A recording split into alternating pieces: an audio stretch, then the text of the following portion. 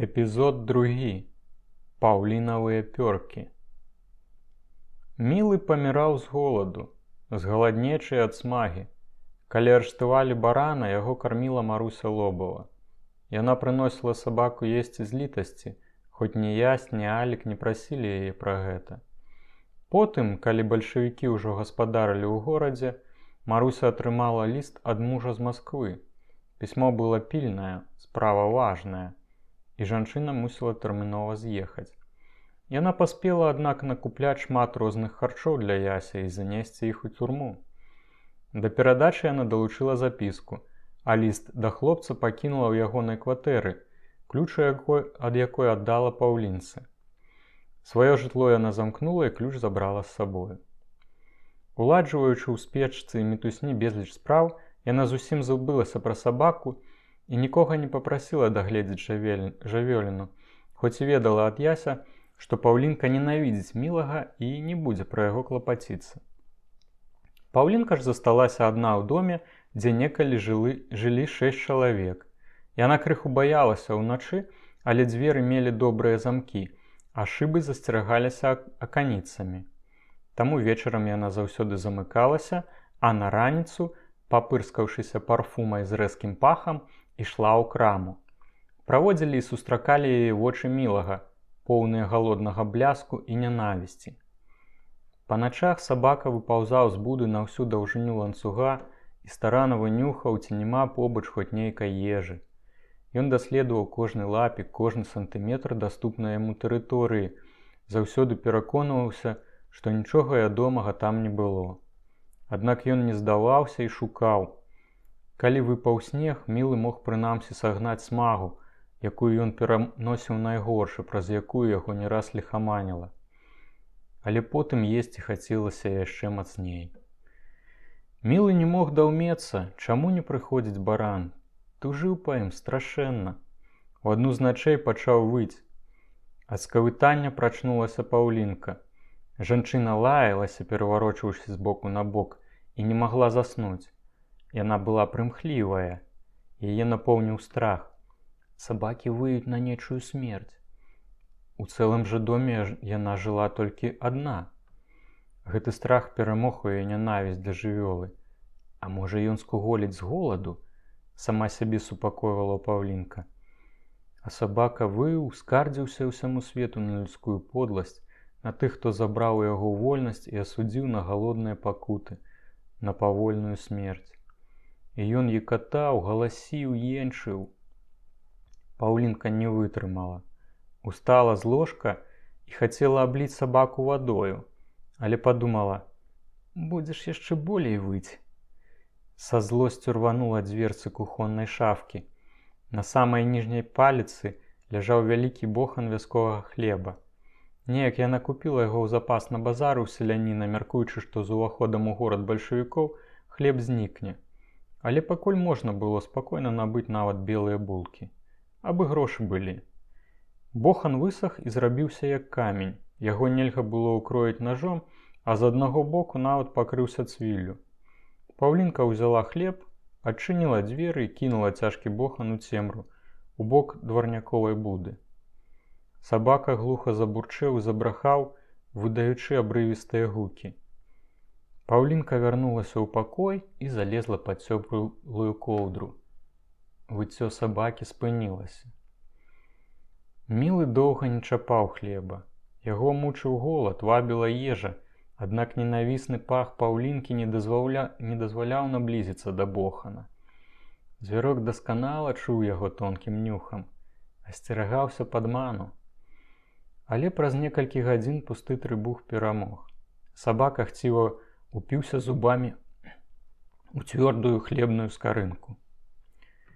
Гэты бохан і не даў яму памерці. Ідучы раніцай у краму, Паўлінка не пабачыла нават хлебнай крошкі. Тое, чаго не здолеў з'есці, мілы зацягнуў у буду. Пасля баранавага арышту Паўлінцы нават у галаву не прыйшло дапамагчы яму ў турме. Наадварот, яна сама мела да яго прэтэнзіі, што цяпер на ейныя плечы легла пакупка дроваў, капуста засталася незаквашанай, І бульбы загадзя таксама ніхто не набыў. Яна скардзілася на гэта Лідзе і Балі. «Такі самы гад, як і ўсе мужыкі. Залатыя горы мне абяцаў, а што з таго? Ведаю, што купляў золата. Сама бачыла залатыя чырвонцы. А нават не сказаў, дзе схаваў. А я гарбачуся, як катаржніца, загарэлы блін. Вот дзе мярзотнік». З кожным словам яна ўсё больш распальвалася. Ад пачуцця горыча з ейных вачэй нават пакаціліся слёзы. Лідзія старанна ёй паддаквала. Паўлінка была найлепшай кліенткай швачкі з пачатку свайго сужыцця з баранам. Лідзія няблага зарабіла, пашыўшы паўлінцы безліч сукенак і цэлае мноства дарагой бялізны. Уладзь Заяц моўчкі прыслухоўваўся да гэтай размовы. Урэшце не вытрымаў, заікаючыся прамовіў: «Цьфу, гадзіна!» Плюнуў і выйшаў. Але гэта не паўстрымала Паўкі. Яна была ўся прасякнутая крыўдай на барана і проста мусіла выліваць яе з сабе, дзе толькі можна было. Яна не памятавала, як перад гэтым нават узімку хадзіла без панчох у латаным палітончыку ў разлезлых чаравіках. Бацька заўсёды шкадаваў грошай на абноўкі. Ды і Толік ей ніколі нічога не даў. Толькі матка, з вялікай цяжкасцю сабраўшы пару рублёў, часам купляла дарослай ужо дзяўчыне нешта з адзення ці абутку. Паўлінчына крама, якая знаходзілася ў добрым месцы на вуліцы Захарыўскай, цешылася вялікай папулярнасцю. Было, праўда, крыху далекавата ад цэнтра, але пакупнікоў, пераважна салдат, хапала. Таму прыбыткі былі вялікія. Паўця гандлявала цяпер садавінаю, булкамі, кілбасою і цыгарэтамі. Гэта быў самы хадавы тавар. Здараліся выпадкі вельмі выгаднага абмену. За харчы ей прапаноўвалі розныя рэчы, часам вельмі дарагія. Паўця хітравала і, скрывіўшы міну, нібы нехаця брала прапанаванае амаль задарма. Хоць парою было ясна, як божы дзень, што пажыткі былі крадзеныя або нарабаваныя. Паўлінка гэтым зусім не пераймалася. Яна цуралася толькі вайсковых рэчаў, асцерагаючыся магчымых непрыемнасцяў. Калі надышлі халады, Паўка прыдбала таксама праз абмен вялікі медны самавар і пачала прадаваць гарбату і закускі. Яна паставіла некалькі столікаў, і гандаль яшчэ больш пайшоў угору. А вечарамі, замкнуўшы краму, Паўка вярталася дадому, замыкалася і лічыла грошы. Ейны капітал рос з кожным днём. Прыбыткі былі вялікія, але Паўця не нашырала справы. Хоць крамка і выглядала крыху абшарпанай, але і так была выдатнай крыніцай даходаў. Паўця штотыдзень купляла залатыя манеты і хавала іх. У яе было ўжо каля 500 рублёў у золаце. Нягледзячы на гэта, калі часам узгадывала барана, то думкамі вярталася да тых 20 рублёў у золаце, якія баран ёй некалі паказаў. Яна не ўяўляла, што пад будкай мілага ляжыць вялікі скарб, пра які баран не сказаў ёй ні слова. Тое багацце вартаваў мілы. Толькі цюцька ведаў пра яго, ляжаў на золаце свайго гаспадара і паміраў з голаду. Але калі б сабака і мог гаварыць, то ўсё роўна нізавошта не выдаў бы гэтай таямніцы. Ясь з самай раніцы разносіў па адрасатах запіскі з турмы. Шмат з іх ён нават не чытаў, хоць турэмныя і зладзейскія правілы гэтага не забараняюць. Міла на развітанне накарміла яго смачным сняданкам і сказала: «Калі захочаш, прыходзь да мяне. Тут спакойна, але толькі вечарам або вельмі рана. Удзень я гандлюю на вакзале». Ясь вызваўся ўпарадкаваць справы, якіх Ігнат не паспеў давесці да канца.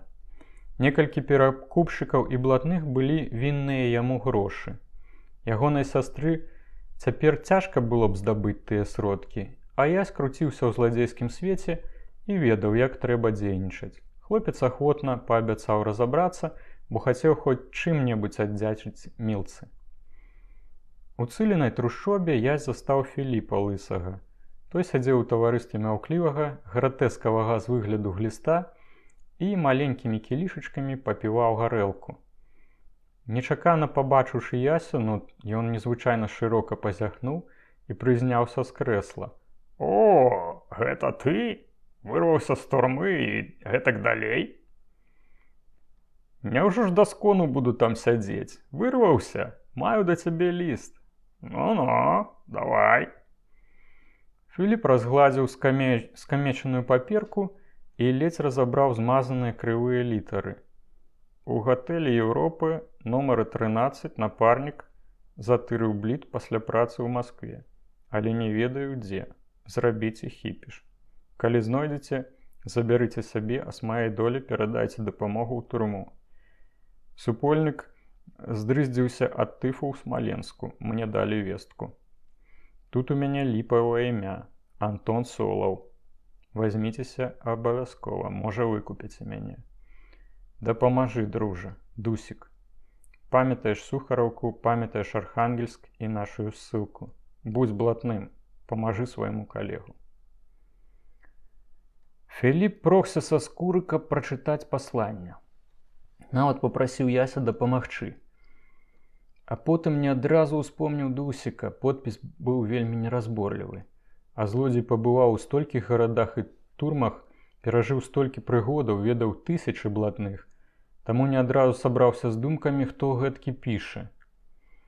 Ажно добра засярэдзіўшыся, ён згадаў прыяцеля з Масквы, з якім некалі разам здзейсніў пару спраў і хаваўся на маліне ў Сухараўцы. Пазней лёс звёў іх у арыштанскай ссылцы. «Знаю ўжо!» – заззяў Філіпаў твар. «Гэта ж залаты хлопец! О, мы такія інтарэсы муцілі, прытанцоўваючы і гэтак далей. Трэба шукаць, гэта не туфта. Золатам мусіць быць, зуб даю. І мне лішнім не будзе, яго, можа, выратуе. Пішашся?» – звярнуўся ён да Ясі. «Ты толькі з кічы адкінуўся, можа, аброс бы крыху тлушчыкам і гэтак далей?» Яся ахвотна згадзіўся. Дамовіліся спаткацца заўтра раніцай зноў у цыпы і абмеркаваць работу. Сёння абодва былі занятыя. Філіп чакаў наводчыцу кітайку, а Ясь хацеў як хутчэй паразносіць турэмныя запіскі, зайсці да маці і праверыць сваю кватэру. Філіп даў яму адрас Казіка Марэцкага і яшчэ 2 хлопцаў. Рэшту маляваў ён параіў пераслаць праз грамадзяніна, якога абяцаў заўтра сюды прывезці. Пасля гэтага яны развіталіся. Ясь уладзіў самыя важныя справы і пайшоў да маці. Вуліца Каменная была такая ж ціхая, як і могілкі каля яе. Хлопец заспеў матку дома. Сястра была недзе зляцеўшы. Сын і маці чула прывіталіся. Ясь быў задаволены, што старэнькую праз яго не турбавалі. Не рабілі обшукаў, не выклікалі ў паліцыю. «Ясік, родненькі», – узмалілася матка. «Ты нядобра робіш, яшчэ згінеш, пераязджай сюды. Кінь гэных калегаў, што табе стропу зводзяць. Будзем неяк сабе жыць памаленьку». «Я цяпер яшчэ не магу, мамачка, трэба ўсё закончыць. Каб не гэныя мае калегі, дык мы б з торбай пайшлі, нічога б не мелі. Ці вы, мама, забылі, як мы галадалі? Хоць улатаным, абы не ўхватаным. Але вам ніхто праз мяне не дакучае, таму я з вамі і не жыву. Ай, мама, лепей не будзем пра гэта, не варта. Ужо такі мой лёс. Але не пераймайцеся, аб адным вас прашу. Я ўсё гэта на раз-два кіну. Мне шмат не трэба, домік у нас ёсць, рэстаран у мяне на 2 з дзядзькам, гэтага хопіць. Але я хачу ўсё з хлопцамі давесці да канца. Калі б не яны, то я б голы быў, як бізун». Рыпнулі дзверы. У кватэру ўвайшла Гэля. Ясь ледзьве яе пазнаў. Дзяўчыне не было і 17, але выглядала яна як дарослая жанчына. Была красуняй. Вельмі любіла ўбірацца і выглядала цудоўна. Высокая, зграбная, гнуткая. Ейная стройная фігура і грацыёзныя рухі прыкоўвалі да сябе процьму мужчынскіх позіркаў. Яна была смелая і ўпэўненая ў сябе. Але маці баялася, што недасведчаная дзяўчына трапіць у нейкую любоўную інтрыжку ды зглуміць сабе лёс. Спрабавала павучаць дачку, але дзяўчыну гэта толькі злавала. Таму маці хутка адступіла. «Чаму не павітаешся з братам?» – запытала матка. «Вы ж столькі часу не бачыліся». «Дык і што з таго? Няхай ён першы павітаецца», – адказала Гэля. «Як ты гаворыш з мамай?» – папракнуў я сястру. «Так як хачу». Ясь адчуў, што кроў ударыла яму ў твар. Хлопца ахапіла злосць на сястру, якая за ўсё, што мела, мусіла дзякаваць перадусім матцы, а толькі потым яму. Ён устаў з месца. «Гэля, схамяніся, што ты кажаш?» «Та ідзі ты да халеры разам са сваёй мамай!» Дзяўчына плюнула і выйшла ў сень. Не сказаўшы ні слова, Ясь выбег за ей. Важка лупянуў сястру кулаком. Тая, сцяўшы зубы, кінулася на яго, як пантэра. Яна біла, што сілы, драпалася, кусала. Была моцнай, вынослівай і вёрткай. Яны барукаліся моўчкі, упарта, як зацятыя ворагі. Ясь ні на што не звяртаў увагі. Яго растрыяла абраза ў бок маці.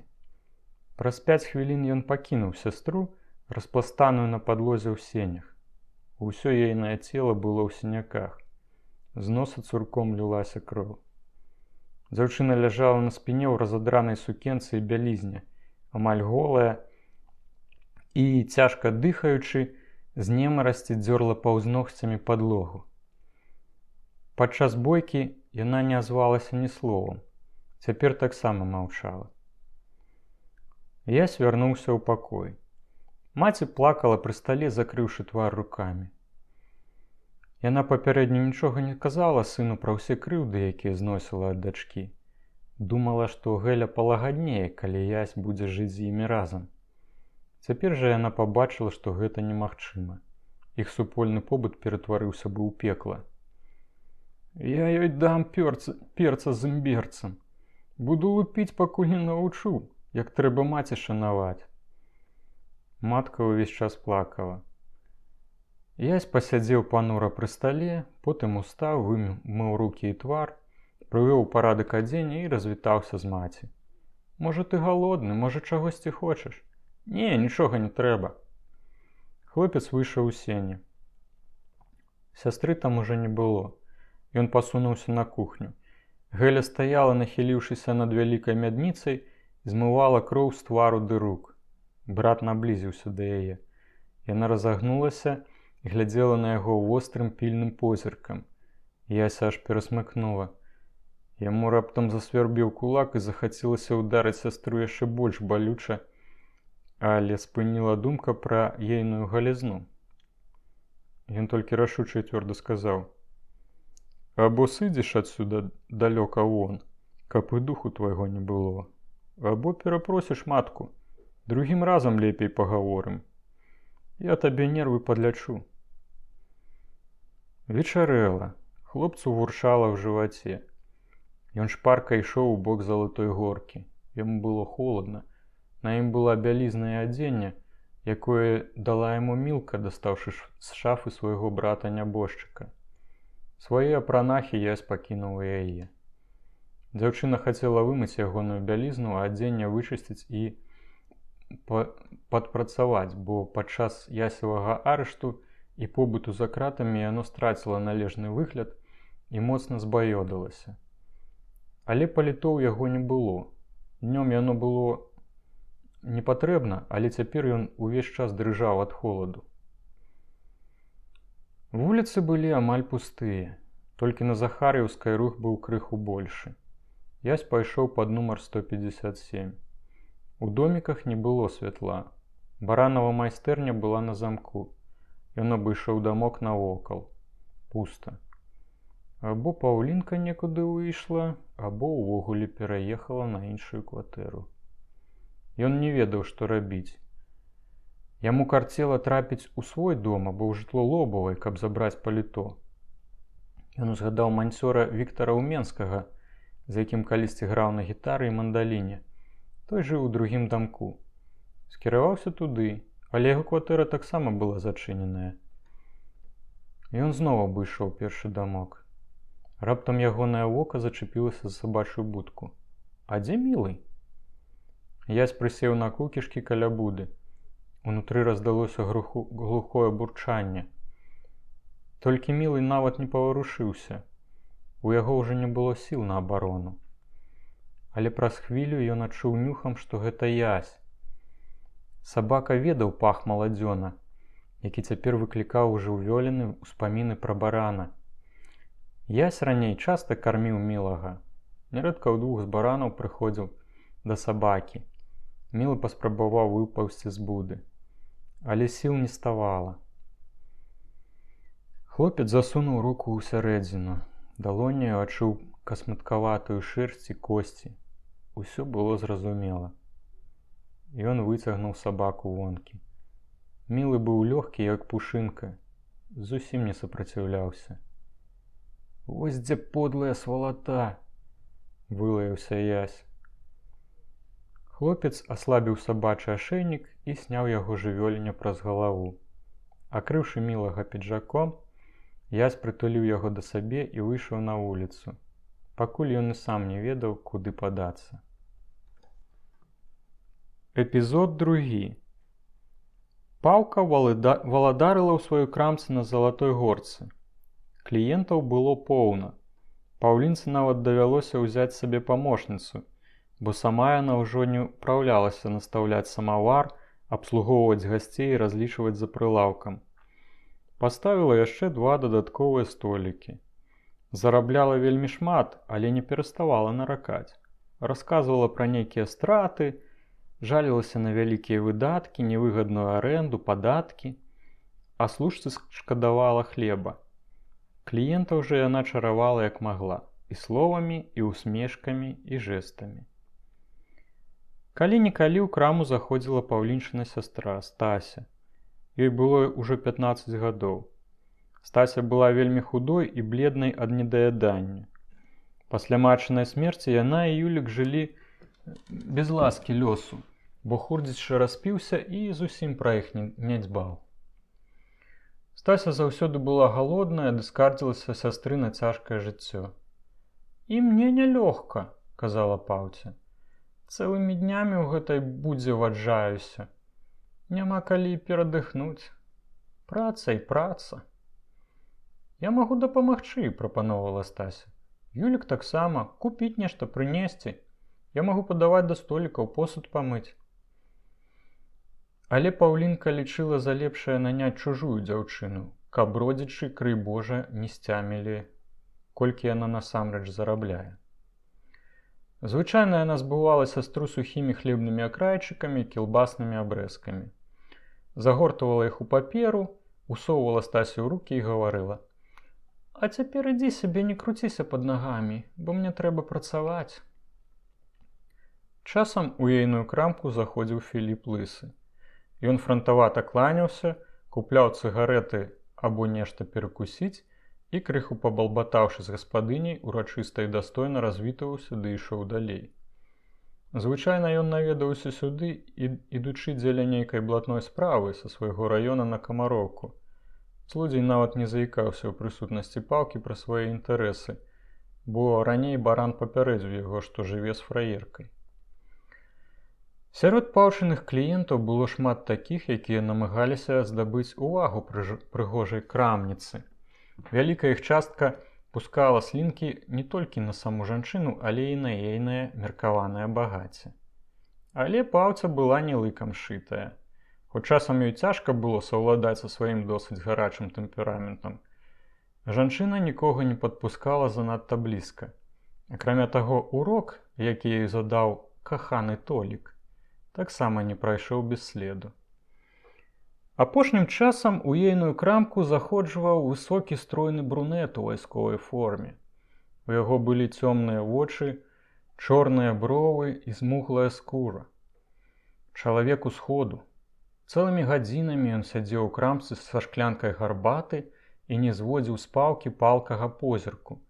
Ён кепска размаўляў па-расейску, а польскай мовы не ведаў зусім. Таму ён з горам напалам укладываў ёй кампліменты і недарэчна жартаваў.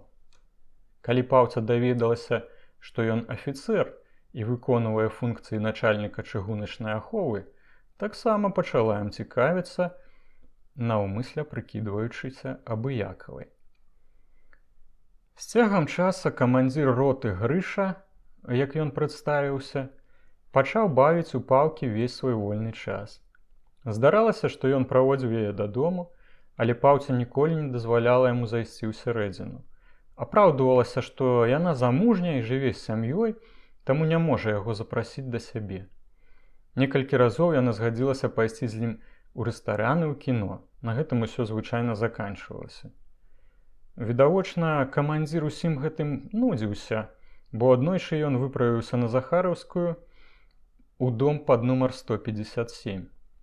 Там, зрабіўшы выгляд, што шукае кватэру, даведаўся ад Любы Пажарскай, што Паўка жыве цяпер адна, бо яе жаніх шавец некуды знік і не паказваецца ўжо некалькі месяцаў, а можа нават кінуў яе. Паўцы яна дала найгоршую характарыстыку, але гэта не зменшыла імпэту камандзіра, нават яшчэ больш яго распаліла. І ён пастанавіў дзейнічаць рашуча. Дапамагла яму сама Паўка. Адбылося гэта назаўтра пасля Грышавай размовы з Пажарскай. Паўка папрасіла камандзіра застрэліць сабаку, які ёй страшна назаляў. «Не дае спаць, вые па начах, жарэ, як вол». «Для цябе-то я з сотні сабак духі достану. Чаго б я толькі не зрабіў для такой красуні». І вечарам пасля закрыцця крамы яны разам пад руку пайшлі да Паўлінкі. Было позна. Вуліца амаль пустая. Павяваў вецер. Сыпанула снегам. Камандзір моцна прыціскаў да сябе Паўлінчыну руку. Стоячы на ганку, Паўця паказала Грышу будку мілага і папярэдзіла: «Не страляй, пакуль я ў дом не ўвайду, страх як баюся». Камандзір геройскім жэстам выняў з кабуры на поясе рэвальвер.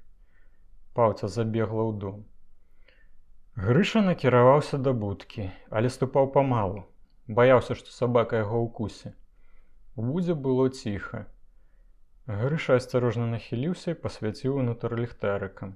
Будка была пустая. Каля яе ляжаў ланцуг і ашыйнік. «Пэўна, выдумала сабе сабаку, каб мяне сюды прывабіць. Хітрая жанчына». Пасля гэткіх разваг камандзір рушыў да дзвярэй Паўлінчынага дома. Дзяўчына таропка выйшла яму насустрач, з ляскатам прычыніўшы за сабой дзверы. «А чаму ты яго не застрэліў?» «Ды там няма ніякага сабакі». «Як няма?»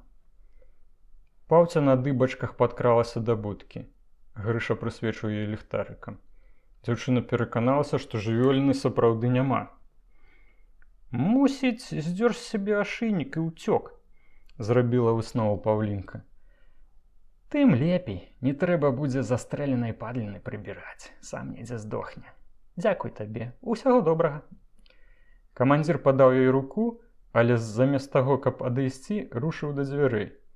Паўлінка заступіла яму дарогу. «Я ж казала табе, што нельга». «Камандзіру можна ўсё». І Грыша, не зважаючы на Паўлінчын адпор, улез у дом. Ён упэўніўся, што Паўка жыве адна, і застаўся ў яе. Спалі яны разам. Назаўтра Паўка прачнулася вельмі рана. Ейны новы палюбоўнік яшчэ спаў. Паўця была незадаволеная. Яна спадзявалася, што гэткі статны і прыгожы мужчына падаруе ёй шмат уражанняў. Але як жанчына яна была расчараваная. Камандзір так хутка запальваўся і перагараў, што не быў у стане зрабіць гэтак, каб і Паўця паспела адчуць асалоду. Раздражнёная, злосная, яна адчыніла дзверы і аканіцы. Пачала прыбірацца ў памяшканні. З неахвотай яна паглядала на ложак, дзе гучна хрёб Грыша. З-пад коўдры тырчалі брудныя, смярдзючыя ногі, густа пакрытыя доўгімі чорнымі валасамі. Смурод крывых, брыдкіх ступакоў разносіўся па ўсёй кватэры. Паўця пачала мыцца ў іншым пакоі. Грышыны пяшсоты яе нібы запэцкалі.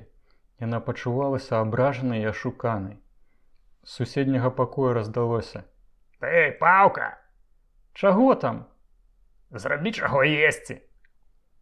Няма ў мяне нічога». Тады я сам пашукаю. Няма чаго шукаць, есці атрымаеш у краме. Такая пані ў каракулевых футрах ходзіць, а дома не мае нават крошкі, каб на зуб пакласці.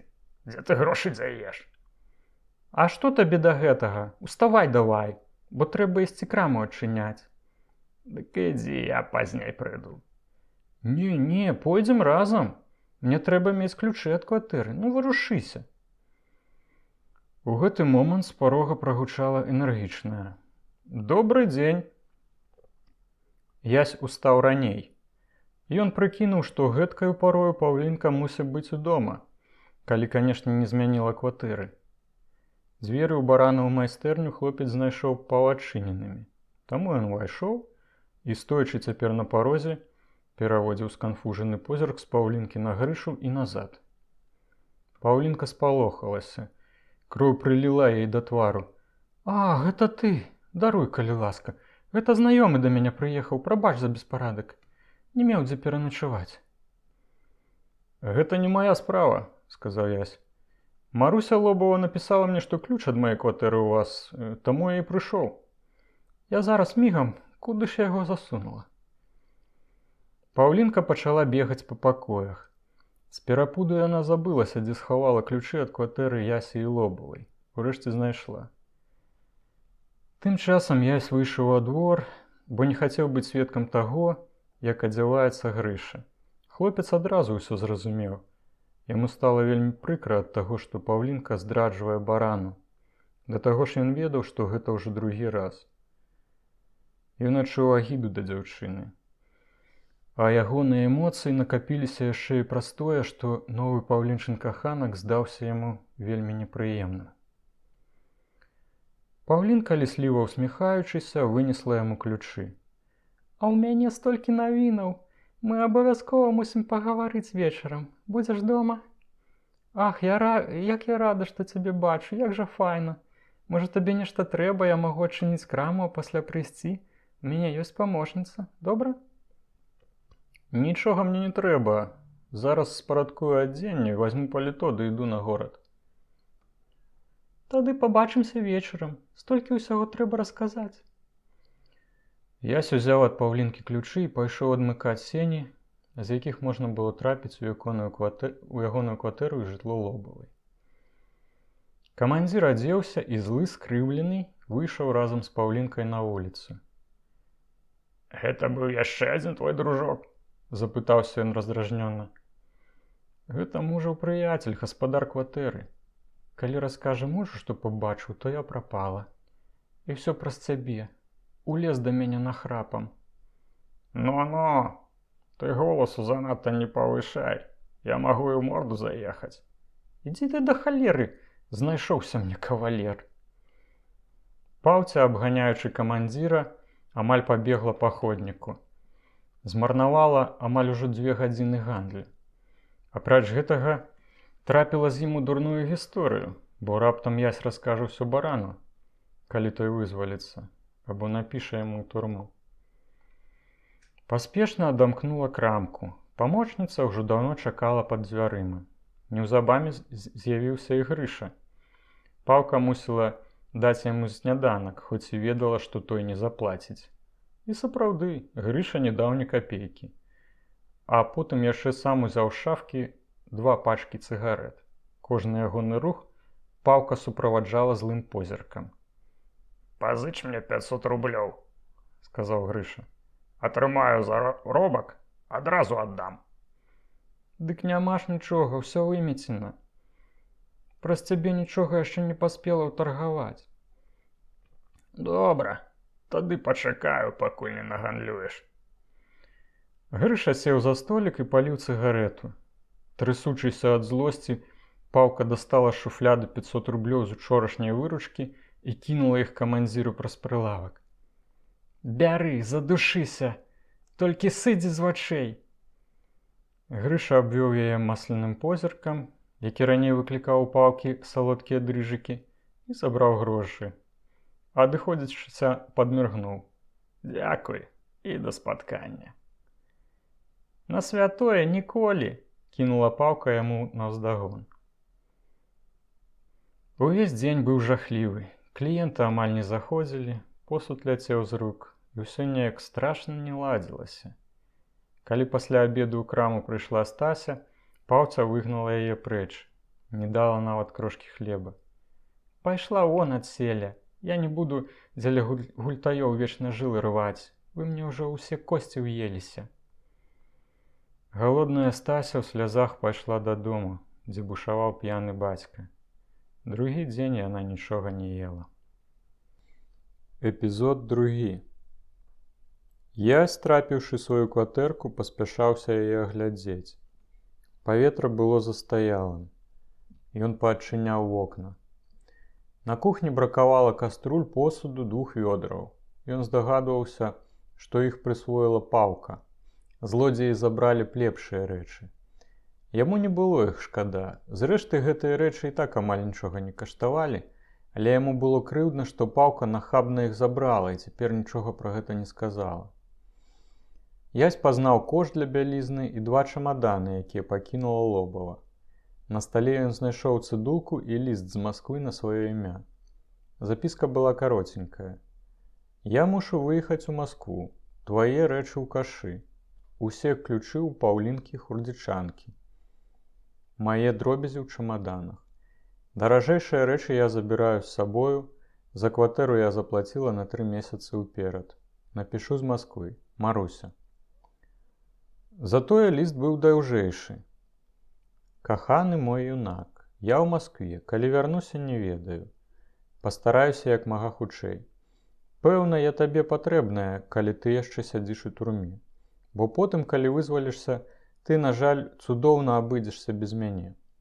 Прабач, што я дазваляю сабе так пісаць, але я крыху злуюся і на людзей, і на сябе.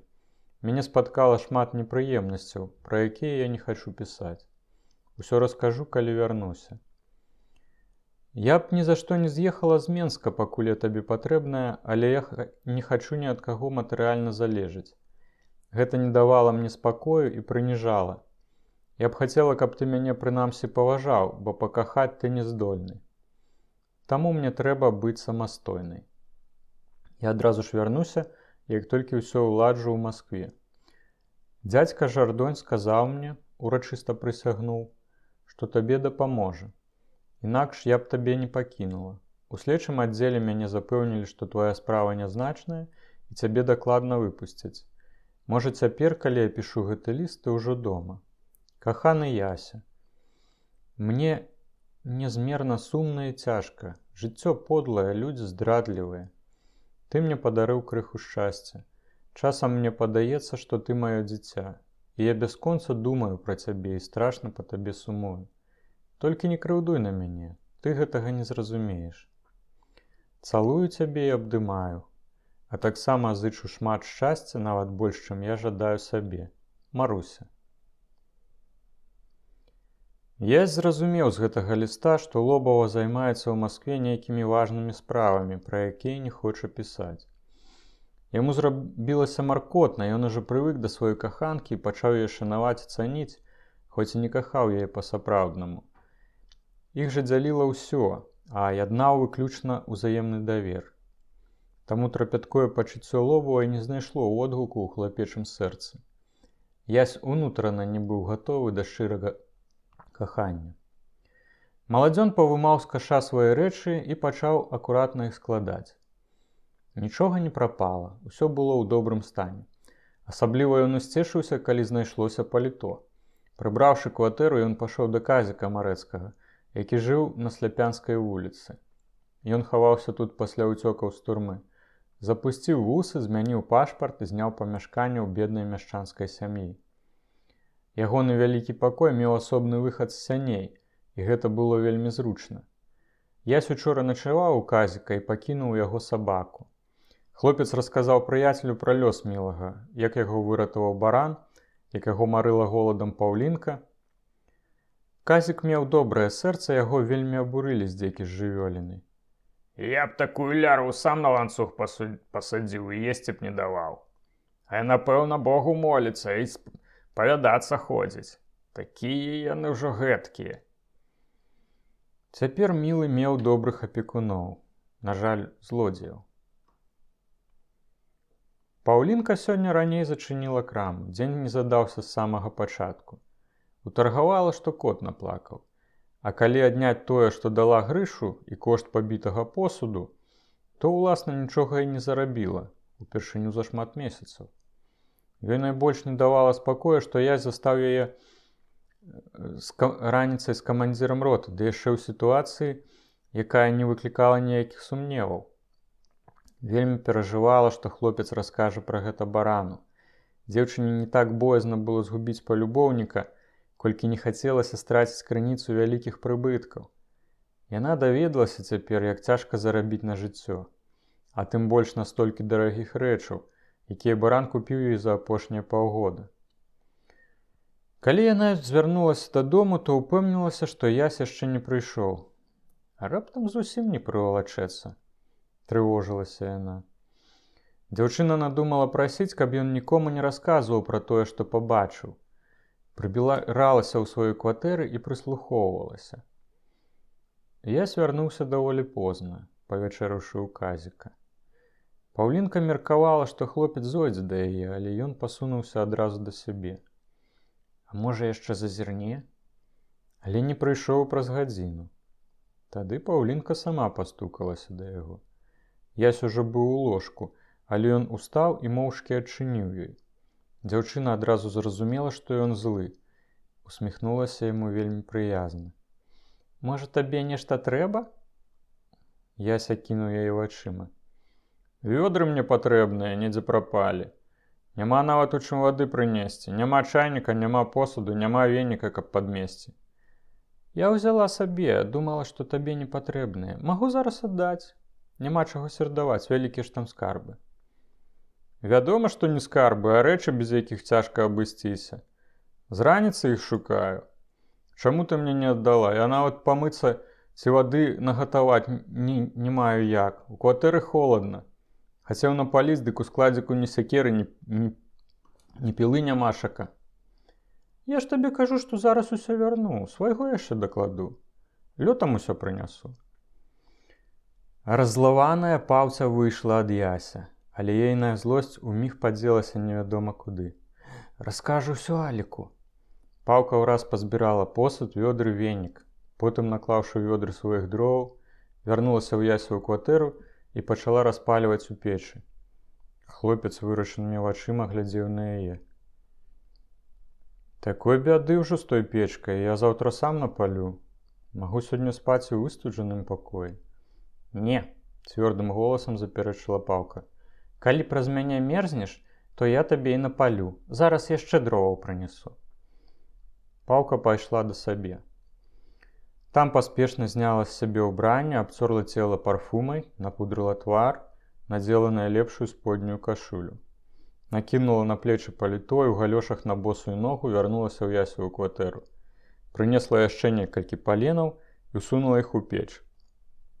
«Глядзі, як я пра табе дбаю, шкадую табе. А ты як сцяна. А я ж такая гаротная». Паўця прыкрыла качаргой дзверцы ў печы. Затым спешна скінула з сябе паліто, падышла да Ясяга ложка і ўлезла пад коўдру. Прытулілася да яго. Хлопец быў ашаломлены, маўчаў. Удваіх ляжалі цішком адно каля аднаго. І Ясю, і Паўлінцы было аднолькава няёмка. Ішлі хвіліны. Ясь нават не варухнуўся. У нейкі момант ён думаў выскачыць з ложка, адзецца і выйсці. Потым яму захацелася смяяцца. Ясь усведамляў, што Паўлінка хоча перакупіць яго сваім целам, імкнецца зрабіць яго удзельнікам сваёй здрады. Ён дыхаў водарам парфумы, пудры і ляжаў, гледзячы на рухлівыя чырвоныя водбліскі агню, якія падалі на сцяну праз проразі ў печных дзверцах. Ад паўлінчынага цела ішло прыемнае цяпло. Ён адчуваў, што мог бы так і заснуць. Але ні на імгненне не ўзнікала ў ягонай галаве думка скарыстацца зручнай сітуацыяй. Паўлінка пачала нервавацца. Мінулая ноч не прынесла ёй спатолі пасля досыць доўгага перыяду без мужчыны. Наадварот, учорашняя яшчэ больш яе распаліла і вывела з раўнавагі. Цяперашняя магчымасць дагадзіць сваім жаданням моцна ўзбуджала дасведчаную дзяўчыну. Яна адчула, што Ясь супраціўляецца. Тады Паўка ссунула з сябе кашулю, узяла Ясеву далонь і пачала ёю вадзіць па сваім целе. Але калі пускала руку, далонь ляжала нерухома. Ясь цвёрда пастанавіў, што не авалодае Паўлінкай, не гледзячы ні на што. «Пайду заўтра да Мілкі». Ён чуў, што жанчына штораз больш разахвочваецца. Для яе ўжо не важны подкуп і Ясева маўчанне. Вядзецца пра заспакаенне пажады і закранутай амбіцыі. Ён адчуў, што Паўлінка дрыжыць. Ейная скура была гарачая і мокрая ад поту. Яна пачала цалаваць яго ў вусны. На гэта Ясь спакойна сказаў: «Я не люблю цалавацца. Гіджуся ад чужой сліны». «Што ты кажаш?» «То і гавару. Калі хочаш, каб я нічога не казаў Аліку, то ідзі сабе. Досыць ужо гэтай камедыі». «Гэта не камедыя, а сапраўды». «Тым горш. У мяне ёсць свая дзяўчына, а калегу не магу падманваць. У нас так не робіцца». Я сеў на ложку і адкінуў ад сабе коўдру. «Які ты агідны!» «Той, цацы, ідзі, калі ласка, а не дык я пайду». «Добра, зараз іду, але дапраўды нічога не скажаш Аліку?» «Нічога не скажу, не толькі дзеля цябе, дзеля яго самога. І так яму пекла на зямлі хапае, ты яму нават харчоў у турму не паслала. А горб у цябе б не вырас, калі б ты парупілася». «Дык вас жа там кормяць». «Не рабі сябе дурнейшую, чым ты ёсць». Паўка нервова адзявалася. Яна ледзь не лопала ад злосці на гэтага смаркача, які пагрэбаў ёю, а цяпер так пагардліва прамаўляў. Ёй ж хацелася яго ўдарыць. Цяпер яна была ўпэўненая, што Ясь не здасць яе Аліку з усімі трыбухамі. Калі апрынула паліто, то сказала здзеклівым тоном: «Строіш сябе такога разумніка, а сам дурань». «А ты брудная свіння». Гэтак міла яны развіталіся, гадзіну правёўшы разам у ложку. Калі Паўлінка пайшла, я зачыніўся, падкінуў дроў у печ і вярнуўся ў ложак. Яшчэ некаторы час ён думаў пра Паўку. У пэўны момант ён прашаптаў сабе пад носам: «Гэткая той з чорта скуру злупіць». Ён быў задаволены сабою, што не паддаўся спакусе. Заснуў. Ясь памыляўся. Паўця была ў стане злупіць скуру толькі з барана, аслепленага каханнем да яе. З іншымі прыроджаны эгаізм і мяшчанская крывадушнасць не спрацоўвалі. Толік яе абіраў як ліпку, абскубаў колькі мог. Выкарыстоўваў яе як жанчыну, а потым даў выспятка. Цяпер вышчыпваць з яе паўлінавыя пёркі ўладзіўся Грыша. Назаўтра ён зноў з'явіўся ў краме і папрасіў 500 рублёў. «Ідзі ты к чорту, не дам!» – катэгарычна адмовіла Паўлінка. «Я тыя грошы згубіў», – бажыўся камандыр. «А вельмі мне патрэбныя. Аддам, як атрымаю заробак». Рассеўся ў крэсле і чакаў. Урэшце Паўлінка, калоцячыся ад раздражэння, дала яму грошы. «Каб гэта апошні раз быў, і больш не цягайся да мяне». Гарыша толькі ўсміхаўся. Вывесці яго з раўнавагі было цяжка. А назаўтра Паўлінка адчула сабе хворай. Зачыніла крамку і пабегла да лекара. Той выявіў у яе венерычную хваробу. Дзяўчына зніякавіла. Толькі гэтага яшчэ не хапала. Паўця аж кіпела ад злосці і роспачы. Лячэнне мела быць доўгім і дарагім, да таго ж трэба было захоўваць адпаведную дыету. А дабрадзей, які справіў гэты падарунак, праз пару дзён зноў завітаў у краму па чарговую порцыю паўлінавых пёрак. Пра мілошчы ён і не згадаў. Грошы яго цікавілі больш. Паўці з немарасці аж мову адняло, калі яна пабачыла масленыя, забойчыя для жанчын вочы камандзіра. Грыша ветліва з ёй прывітаўся і сеў за адзін з вольных столікаў. Для мяне гарбаты і булкі, калі ласка. Салодкім голасам замовіў камандзір у дзяўчыны, якая падавала гасцям. Да паўці вярнуўся дар мовы. Плата наперад папрашу, а тады будзе ўсё астатняе. Адкуль жа такая няласка, моя каханая паўліначка? Тут няма каханых паўліначак, закончыліся. А я папрашу аддаць мне пазычаную 1000 рублёў. Тады можам паразмаўляць, сволачы кусок. Што? Грыша прыпадняў бровы. Я за такія словы магу і па мордзе даць. Ты мне па мордзе, мярзотнік, вон з крамы.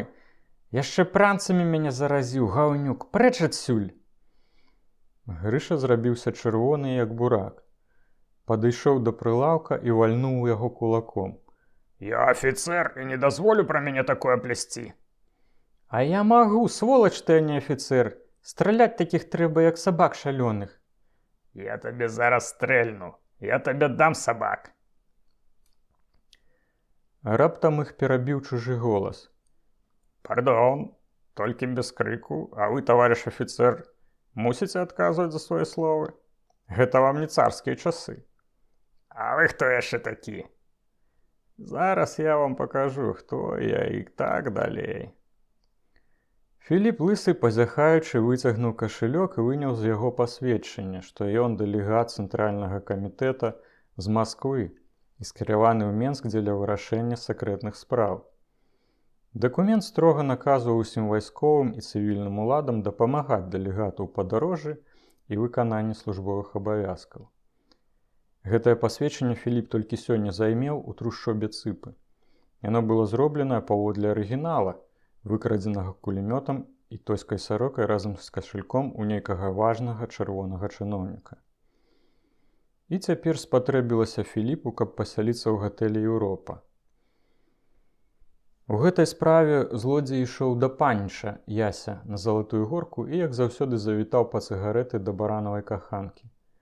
Ён чуў усю спрэчку і імгненна даняў, пра што ідзецца. Філіп лічыў, што ўсё адно мусіць заступіцца за Паўлінку.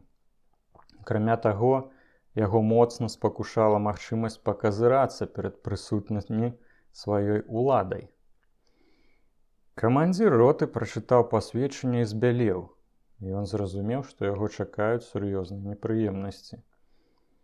Вайсковец вылучаўся вялікай нахабнасцю, але, як гэта звычайна здараецца ў людзей такога тыпа, ён быў баязліўцам. Цяпер ён разгубіўся дашчэнту. Прабачце, таварыш, гэта непаразуменне. Я стараюся быць мілы з гэтай жанчынай, гэта яна. А хто гахаў кулаком, горла дзёр, пагражаў і гэтак далей, га?